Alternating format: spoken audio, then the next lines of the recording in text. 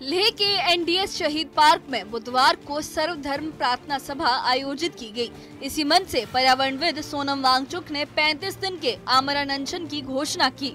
इस मौके पर बड़ी संख्या में लोग मौजूद रहे, जिनमें एपेक्स बॉडी के सदस्य और स्थानीय नागरिक भी शामिल थे।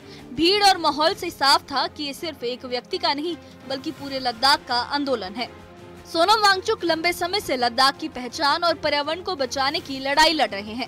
जम्मू कश्मीर से अलग होकर केंद्र शासित प्रदेश बनने के बाद भी यहाँ के लोगों की चिंताएं खत्म नहीं हुई। जमीन, संसाधनों और संस्कृति की सुरक्षा अभी भी सबसे बड़ी चुनौती बनी हुई है। वांगचुक का कहना है कि संविधान की 6ठी अनुसूची से लद्दाख को संवैधानिक सुरक्षा मिलेगी और पूर्ण राज्य का दर्जा मिलने से यहाँ की जनता अपने भविष्य से जुड़े फैसले खुद ले सकेगी।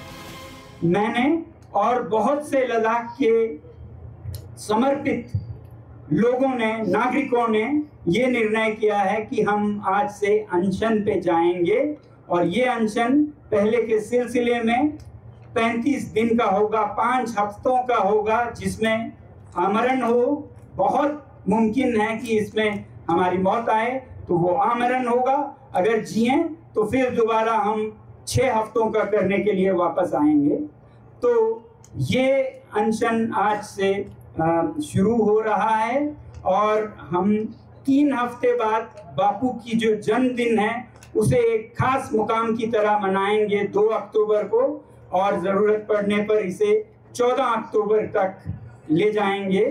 सभा को संबोधित करते हुए सोनम वांगचुक ने कहा कि लद्दाख को संविधान की 6ठी अनुसूची में शामिल करवाना और पूर्ण राज्य का दर्जा दिलाना उनका हक है। उन्होंने ये साफ कहा कि ये संघर्ष सिर्फ व्यक्तिगत नहीं है बल्कि पूरे समाज की मांग है। इस मौके पर एपेक्स बॉडी के सदस्यों और सामाजिक संगठनों ने भी इस आंदोलन को अपना समर्थन दिया। प्रार्थना सभा में हर धर्म के लोग शामिल हुए। ये तस्वीर लद्दाख की एकता का भी प्रतीक बनी।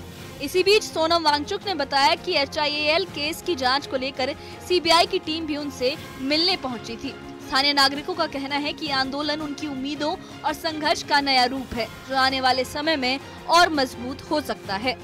जिस तरह से सोनम वांगचुक पर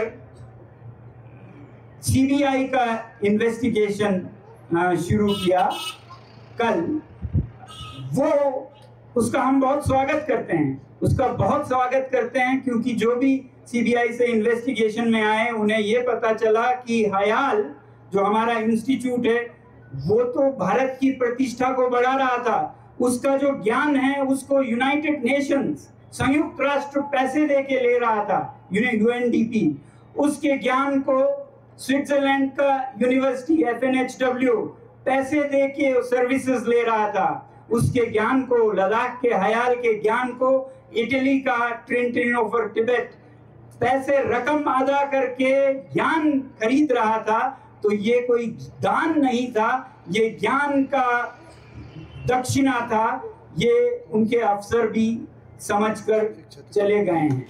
ये साफ है कि सोनम वांगचुक का आमरण अनशन लद्दाख की जनता की आवाज को देश की राजधानी तक पहुंचाने की कोशिश है। ये आंदोलन लोगों को जागरूक और संगठित कर रहा है। अब देखने वाली बात ये होगी कि केंद्र सरकार इस आंदोलन और इन मांगों पर आगे क्या रुख अपनाती है।